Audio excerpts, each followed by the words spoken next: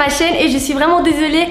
Si vous m'avez suivi sur Instagram, vous savez que j'étais en vacances, j'étais aux Seychelles et je me suis vraiment trop amusée. D'ailleurs, il y aura une vidéo en fait qui va suivre dans quelques jours, je pense maximum une semaine, et j'espère qu'elle vous plaira. Donc le sujet de la vidéo, c'est tout simplement comment monter sur les réseaux sociaux et comment avoir le plus de nombre d'abonnés. Je sais qu'il y a certains qui vont dire oh mon dieu, le sujet est superficiel, tout ça, mais c'est tout simplement en fait tout plein de messages que je reçois de la part de mes abonnés et j'ai envie de leur répondre et de leur expliquer comment est-ce que j'ai fait. Alors j'ai pas le million d'abonnés, donc du coup je suis pas vraiment l'exemple à prendre pour la réussite sur les réseaux sociaux, mais j'ai quand même plus de 100 000 abonnés et pour moi c'est genre waouh. Et je suis vraiment hyper contente que vous soyez là de plus en plus nombreux et je vous remercie. Je vais parler de Instagram et de YouTube principalement. Alors lorsqu'on se lance sur les réseaux sociaux, il faut toujours avoir un réseau maître, c'est-à-dire là où vous allez être le plus actif possible et c'est là en fait que vous allez mettre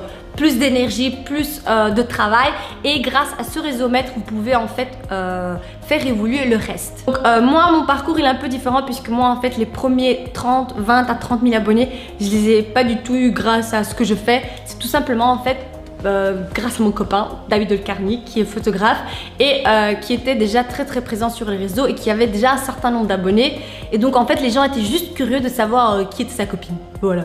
Donc du coup j'ai pas vraiment de mérite pour les premiers abonnés qui sont les plus difficiles à avoir et c'est le reste en fait que voilà, je les ai eu grâce à ce que je fais, enfin j'espère. Première chose, que ce soit sur Instagram ou sur YouTube, c'est vraiment avoir une idée. Vous avez vraiment des idées qui n'ont jamais été faites sur les réseaux sociaux, c'est génial, mais c'est juste que mon cas par exemple, je fais rien d'innovant. Tout ce que je fais a déjà été fait, donc du coup en fait je reprends tout ce qui a été fait mais à ma sauce et je donne mon avis, voilà. Donc du coup c'est pas vraiment quelque chose d'innovant que je fais, mais si vous avez vraiment des nouvelles idées, c'est tant mieux pour vous parce que vraiment vous lancez un nouveau concept et c'est juste génial. Mais si vous en avez pas et vous aimez quand même partager des choses avec les gens, ne vous en faites pas, il y a les tags, tout ça pour vous.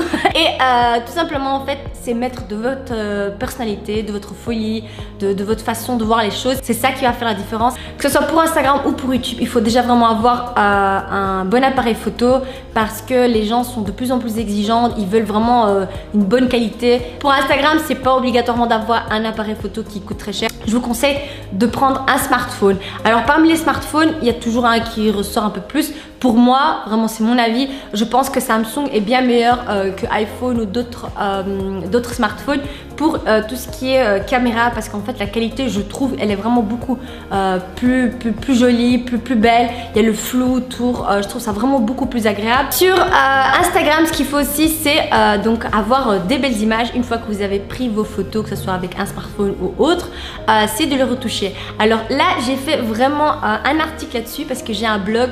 Oui, j'écris une fois tous les ans et encore, mais j'ai quand même fait un article là-dessus dont je suis fière et en fait j'explique vraiment comment avoir un beau feed, c'est-à-dire quelle photo mettre, quelle application de retouche utiliser et je vous donne en fait déjà des retouches prédéfinies, vraiment celles qui sont les plus connues. Il y a le côté très white, très blanc des blogueuses, tout ça je les ai déjà prédéfinies. Vous avez qu'à copier en fait les filtres que j'ai mis sur mon blog et vous avez directement la retouche qui est faite.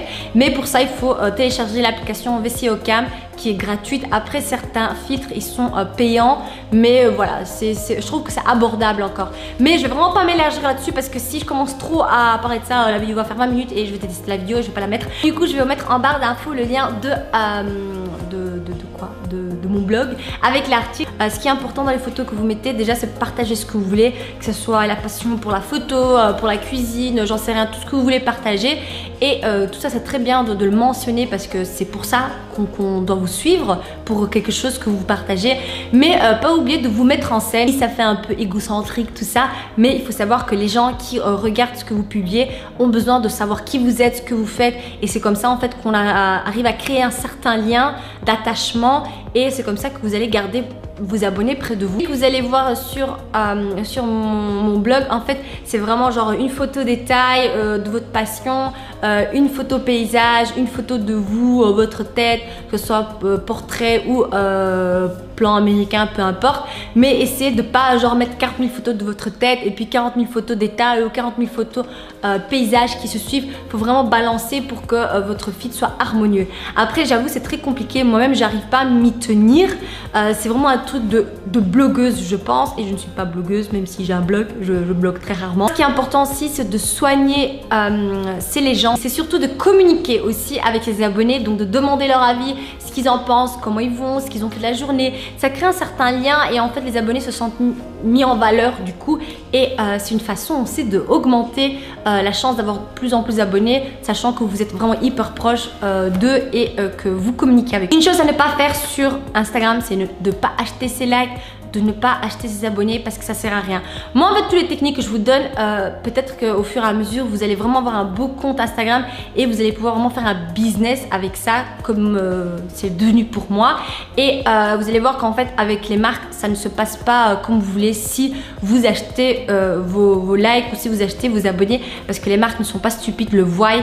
D'ailleurs moi maintenant à l'heure actuelle je sais reconnaître directement quand les personnes ont acheté ou pas leurs abonnés et ou leurs likes, et c'est complètement ridicule. Et aussi évitez s'il vous plaît les hashtags pourris, like for like ou j'en sais rien, des trucs comme ça, Hottie Blondie, perfect body, des trucs comme ça. Donc essayez vraiment d'éviter ce genre de choses, même si ça peut tentant parce qu'on dit ah il y a moyen, les personnes vont taper ce hashtag, ils vont me trouver. Franchement non, ça sert à rien. Une fois que vous avez une belle présentation, que vous avez des belles photos avec des belles légendes, comment est-ce qu'on fait évoluer? Alors il y a une chose qui fonctionne beaucoup chez les blogueuses, un petit peu moins chez les youtubeuses, c'est l'effet de groupe. Alors c'est vraiment certaines blogueuses qui se mettent en groupe entre elles et en fait qui se font de la publicité mutuellement, et c'est une façon d'augmenter ses chances d'avoir plus d'abonnés parce que voilà, on a plus de visibilité et ceci un certain partage. Alors quand je dis ça, ça doit pas être une technique stratégie. Vous devez pas aller vers la personne et lui dire ah ben en fait je vais faire du copinage avec toi pour que j'ai plus d'abonnés. Déjà c'est vraiment un milieu un peu compliqué et donc du coup si vous rajoutez des pensées aussi négatives juste stratégiquement, il y a tellement de blogueuses, tellement de youtubeuses avec qui vous pouvez avoir les mêmes conversations, le même délire, et que vous pouvez vraiment vous entendre bien et en même temps vous faire évoluer mutuellement. Donc privilégiez plutôt la démarche sincère en fait, parce que vous aimez vraiment ce que cette youtubeuse, cette blogueuse partage, et en même temps ça vous fait aussi un côté stratégie, mais il ne faut pas que la stratégie soit la première raison pour votre approche, parce que après vraiment il y a le côté humain qui perd son sens et je trouve ça vraiment dommage. Ensuite, une fois que vous avez le côté vraiment copine avec blogueuse où vous vous mettez en groupe parce que l'union fait la force, il y a aussi les concours. Alors les concours, c'est bien toujours de mentionner l'hashtag giveaway, concours international, et il y a deux autres mais que j'ai oublié, parce qu'en fait là les gens sont vraiment accros sur ces hashtags là, c'est-à-dire que les personnes qui veulent vraiment juste participer à tout plein de concours en espérant d'en remporter un, et vous allez vraiment tomber sur l'actualité de ces personnes là et elles vont participer. La première façon de faire vraiment évoluer son compte Instagram, c'est de demander à des gros comptes vraiment qui ont plus de 200 ou 300 000 abonnés de vous faire de la publicité. Après il y a des gens qui vont le faire parce qu'ils trouvent votre contenu très intéressant, il y en a qui vont pas le faire, voilà, là c'est vraiment démarcher plein de monde, mais vous avez rien à perdre, donc vous pouvez toujours essayer. Concernant YouTube, c'est plus ou moins la même chose, mais avec un peu plus de détails. C'est un peu plus compliqué on va dire, surtout au niveau du matériel photo, parce que vous avez besoin pas seulement d'un smartphone. Avec un smartphone c'est déjà foutu, mais il faut vraiment déjà avoir une belle caméra, un micro, des éclairages, vraiment des trépieds. Donc là il faut vraiment beaucoup plus d'investissement et au début ça coûte vraiment très cher. Ce que vous devez faire aussi très attention, j'ai envie de dire que 50% voire plus de la réussite d'une chaîne YouTube, c'est vraiment les titres des vidéos et les vignettes des vidéos. Faut que les titres soient vraiment hyper attirants et les vignettes également, parce que c'est vraiment ce qui est... C'est comme quand vous achetez un paquet de chips, si l'emballage il est miami, il est bon, vous avez envie de manger les chips, mais s'il est juste tout blanc, tout pourri, il n'y a rien dessus, vous êtes plus méfiant, vous dites est-ce qu'il sera bon ou pas. Et ben en fait c'est pareil pour les vidéos sur YouTube. Faut faire attention parce qu'il y a le putaclic, tout ça. Faut mettre un titre qui soit attirant mais en même temps qui a comme un minimum de lien avec votre vidéo. Récemment j'ai fait une vidéo justement sur ce sujet où j'ai mis comme titre de vidéo je me suis séparée de mon copain, mon enfer, et c'était justement pour dénoncer en fait dans ma vidéo, je dénonçais ce genre de choses qui se passent sur YouTube et je n'ai pris plein la gueule parce qu'en fait les gens je pense qu'ils voulaient tellement que les titres soient vrais qu'ils étaient là oh non menteuse tu nous as menti. Embellir ces titres mais pas en faire too much. Les vignettes aussi c'est également super important, faut que ça soit flash, faut que ça tape. Et si vous voulez le côté glamour, faut vraiment les beaux éclairages, le maquillage mis en valeur. Ce qui est important sur YouTube c'est vraiment de répondre aux commentaires parce que c'est vraiment quelque chose de évident j'ai envie de dire pour moi parce que tout ce que vous faites sur YouTube c'est que grâce à vos abonnés aussi lorsque vous faites des vidéos parce que vous avez peut-être des adultes qui vont suivre et les adultes savent ce qui est bien, ce qui est pas bien, voilà ils sont moins influençables que les jeunes et les jeunes c'est des gens peut-être qui vont vous prendre vraiment comme exemple, vont essayer de vous ressembler un maximum et tout ce que vous allez dire vont être ancrés en eux. C'est vraiment hyper dangereux parce que ça dépend de tous les youtubeuses qu'il y a sur YouTube. Les choses que vous dites, il faut que ça soit du spontané bien évidemment, mais quand même se dire que attention j'ai une petite fille de 12-13 ans qui me regarde, qui est peut-être sensible à un sujet, je vais la froisser. Comment monter sur YouTube, c'est d'être vraiment très régulière, c'est-à-dire que quand vous postez, faut pas vraiment se mettre une date. C'est-à-dire tous les lundis, tous les mercredis et tous les vendredis parce que des fois vous n'allez pas pouvoir le respecter et vous êtes frustré. Mais vraiment de se dire je vais poster 2 fois par semaine ou 1 fois par semaine. N'oubliez pas aussi en fait chaque fois à la fin d'une vidéo de demander aux gens de mettre en commentaire qu'est-ce qu'ils en pensent etc. Parce que c'est comme ça en fait une fois que vous mettez plein de commentaires c'est une technique de être mise en avant par YouTube. Et également les pouces bleus. Donc si vous mettez plus de pouces bleus sur une vidéo vous allez avoir plus de chances d'apparaître dans l'actualité de YouTube donc en première page et là bien évidemment il y a plus de gens qui vont voir et également pour les commentaires. Technique aussi pour faire augmenter ses abonnés tout simplement, il n'y a pas de secret, c'est de faire des vidéos avec d'autres youtubeuses donc que ce soit des youtubeuses qui sont un peu moins d'abonnés que vous ou plus d'abonnés que vous, pas d'importance parce que enfin si vous faites avec une youtubeuse qui a 1 million oui ça change tout mais quand c'est plus ou moins le même niveau c'est toujours bien d'en faire parce que vous n'avez pas forcément les mêmes abonnés et ça vous permet de vous amuser, de créer certains liens dans YouTube et en même temps d'avoir un peu plus d'abonnés. Il y a des personnes qui vont voir cette vidéo en mode trop superficiel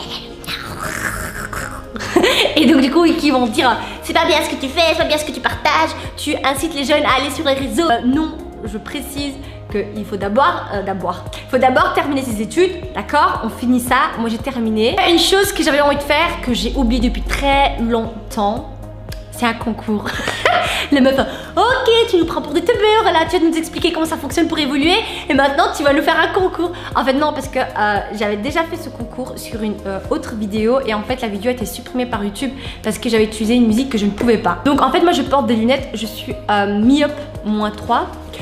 Moins 3, quelque chose maintenant je sais plus et je suis astigmate aussi 0,50 comme ça vous savez tout et donc du coup je porte des lunettes et j'ai fait une collaboration avec Grand Optical, c'est un magasin de lunettes et en fait ils ont proposé un bon de 200 € pour mes abonnés et tout simplement il faut que vous mettiez ici en commentaire votre ça fait vraiment la meuf.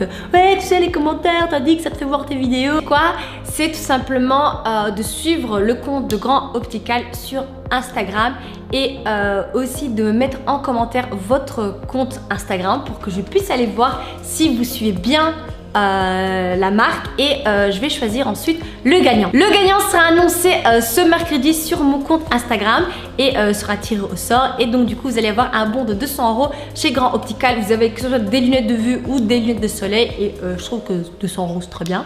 Donc voilà, moi je vous fais de gros bisous et je vous dis à bientôt.